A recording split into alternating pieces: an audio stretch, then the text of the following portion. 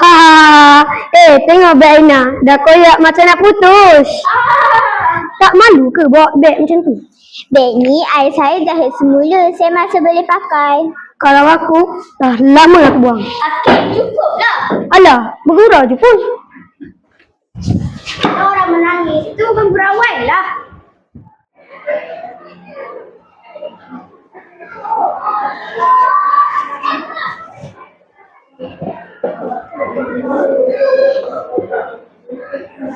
Awak tak makan? Tak mengapa.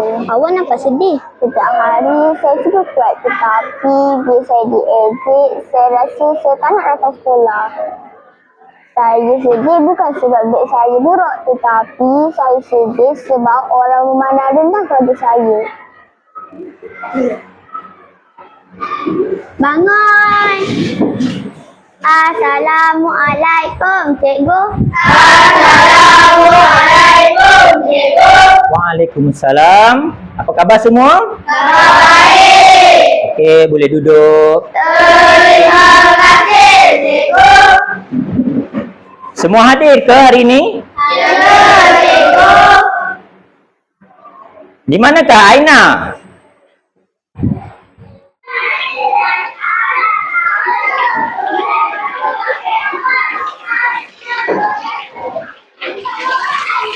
Aina, saya minta maaf. Saya selalu nampak Hakim beli awak. Tapi saya takut pula saya yang jadi mangsa. Kadang-kadang orang yang diam lebih menyakitkan daripada orang yang mendidik.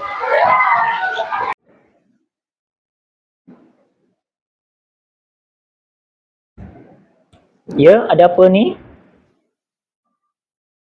Kenapa semua diam? Cikgu, ada perkara yang kami perlu beritahu.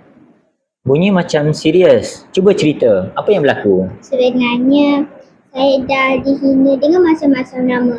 Beg saya dihina, bekas saya diejek. Kadang-kadang saya menangis dan datang ke sekolah. Betul ke ni, Hakim? Ya, cikgu. Saya ingat cuma gurau. Saya tak sangka sampai macam ni. Hakim, kadang-kadang luka di badan boleh sembuh. Tapi luka dengan kata-kata akan kekal dalam hati. Cikgu harap Hakim ambil iktibar daripada apa semua yang telah berlaku.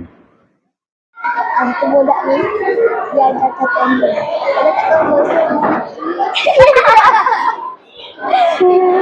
Aina, saya minta maaf. Saya tak pernah fikir keadaan keluarga awak. Saya hanya fikir orang akan anggap saya hebat. Rupa-rupanya, saya cuma melakukan hati kawan sendiri. saya maafkan awak, tapi saya harap tiada siapa lagi yang melalui apa yang saya lalui. Mulai hari ini, kalau saya nampak orang dibuli, saya akan bantu. Saya tidak mahu lagi menjadi pemerhati. Sahabat sejati bukan kata apabila kawan dihina, tetapi yang berada di sisinya apa semua orang menjauh. Ada yang sedang memikul beban yang kita tidak nampak. Jangan sesekali menilai daripada penampilan beg atau kasut. Sekolah ialah tempat kita belajar, bukan tempat kita menjatuhkan maruah orang lain. Berhati-hatilah ketika bergurau, supaya tidak menyakiti hati orang lain. Kami berjanji tidak akan membuli, tidak akan berdiam diri apabila melihat buli. Kami akan menjadi sahabat yang saling